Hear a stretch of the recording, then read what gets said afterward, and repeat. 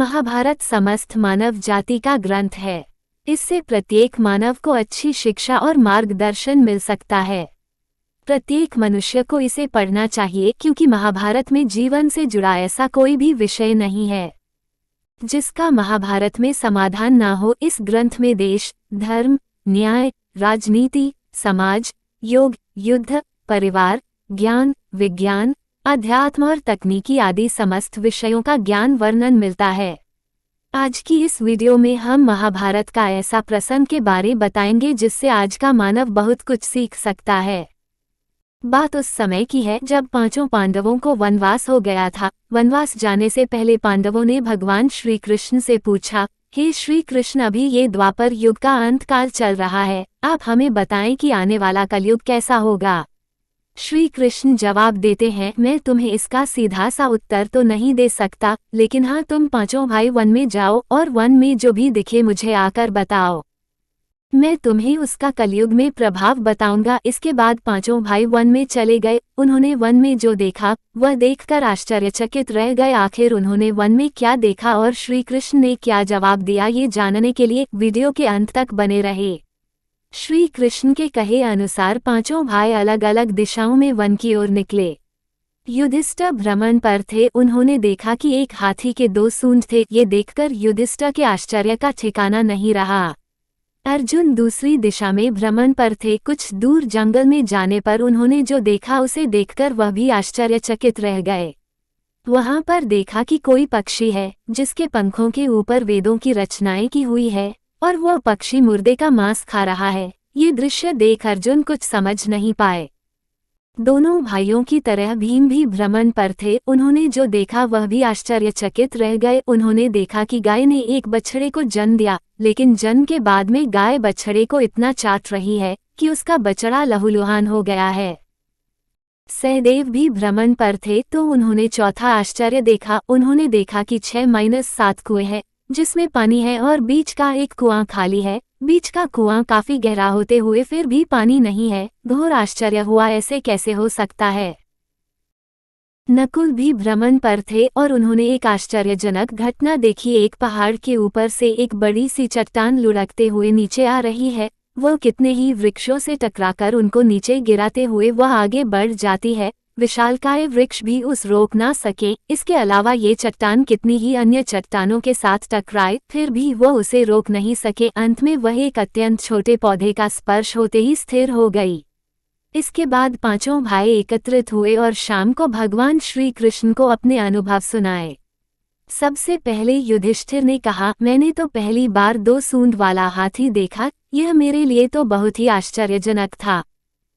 भगवान श्री कृष्ण कहते हैं, धर्मराज, अब तुम कलयुग की सुनो। कलयुग में ऐसे लोगों का राज्य होगा जो दोनों ओर से शोषण करेंगे, बोलेंगे कुछ और करेंगे कुछ और, मन में कुछ और होगा और कर्म कुछ और। ऐसे ही लोगों का कलयुग में राज होगा। तुम कलयुग आने से पहले तक राज्य कर लो। युधिष्ठिर के बाद अर्जुन ने कहा, मैंने जो देखा है वह तो कहीं ज्यादा आश्चर्यजनक था। मैंने देखा कि एक पक्षी के पंखों पर वेदों की रचनाएं लिखी हुई है, पर वह पक्षी मुर्दे का मांस खा रहा है। श्री कृष्ण कहते हैं, कलयुग में ऐसे लोग रहेंगे जो बड़े ज्ञानी कहलाएंगे, विज्ञान की चर्चा करेंगे, लेकिन उनके आचरण राक्षसी होंगे। वह बड़े पंडित और विद्वान कहलाएंगे, किंतु ये देखते रहेंगे कि कौन सा मनुष्य कब मरे और हमारे नाम पर संपत्ति कर जाए। हे अर्जुन, हर जाति धर्म पर प्रमुख पदों पर बैठे विचार करेंगे कि कब किसका श्राद्ध हो और कौन कब किस पद से हटे और हम उस पर चढ़ जाए। चाहे कितने भी बड़े लोग हो, परंतु उनकी दृष्टि धन और पद के ऊपर ही रहेगी। ऐसे लोगों की ही बढ़ोतरी होगी। अर्जुन के बाद भीम ने अपना अनुभव सुनाया। भीम ने कहा कि गाय अपने बछड़े को इतना चाटती है कि बछड़ा लहूलुहान हो जाता है। श्री कृष्ण कहते हैं, कलयुग का मनुष्य शिशुपाल हो जाएगा। कलयुग में माँओं की बच्चों के लिए ममता इतनी बढ़ जाएगी, उन्हें अपने विकास का अवसर ही नहीं मिलेगा।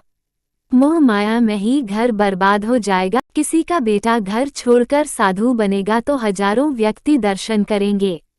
यदि अपने बेटे ने साधु बनना चाहा तो रोएंगे कि मेरे बेटे का क्या होगा। इतनी ज्यादा ममता होगी कि उसे मोह माया और परिवार में ही बांध कर रखेंगे। भीम के बाद सहदेव ने पूछा, हे श्री कृष्ण, मैंने ये देखा कि 5-7 बड़े कुओं के बीच एक गहरा कुआं बिल्कुल खाली है, जबकि ऐसा संभव कैसे हो सकता है? भगवान श्री कृष्ण ने जवाब में कहा, कलयुग में लड़की के विवाह के उत्सव में, छोटे बड़े उत्सवों में तो लाखों रुपए खर्च कर देंगे, परंतु पड़ोस में ही यदि कोई भूखा प्यासा मर रहा होगा तो यह नहीं देखेंगे कि उसका पेट भरा है या नहीं। उनका अपना ही सगा भूख से मर जाएगा, उसे देखते रहेंगे और दूसरी ओर मौज, मदिरा, मांस भक्षक, सुंदरता और जश्न में पैसे उड़ाएंगे, किंतु किसी के 2 आंसू पोंछने में उनकी रुचि ना होगी। कहने का तात्पर्य यह है कि कलयुग में अन्न के भंडार होंगे, लेकिन लोग भूख से मरेंगे। सामने बंगले में ऐशो आराम चल रहे होंगे, लेकिन पास की झोपड़ी में आदमी भूख से मर जाएगा। एक ही जगह पर असमानता अपने चरम पर होगी। सहदेव के बाद नकुल ने श्री कृष्ण को बताया कि मैंने भी एक आश्चर्य देखा है कि एक बड़ी सी चट्टान पहाड़ पर से लुढ़की, वृक्षों के तने और चट्टाने भी उसे ना रोक पाए, किंतु एक छोटे से पौधे के स्पर्श से ही वह बड़ी चट्टान रुक गई। समझ नहीं पाया कैसे? श्री कृष्ण ने कहा, कलयुग में मानव का मन नीचे गिरेगा, उसका जीवन पतित होगा। ये पतित जीवन धन की सिलाव से नहीं रुकेगा, न ही सत्ता के वृक्षों से रुकेगा, किंतु हरि नाम के एक छोटे से पौधे से, हरि कीर्तन से मनुष्य जीवन रूपी पौधे का पतन होना रुक जाएगा। इसलिए भक्तों, हरि भजन कलयुग में मोक्ष पाने का एकमात्र उपाय है। आज का वीडियो पसंद आए तो लाइक करें और चैनल को सब्सक्राइब अवश्य करें।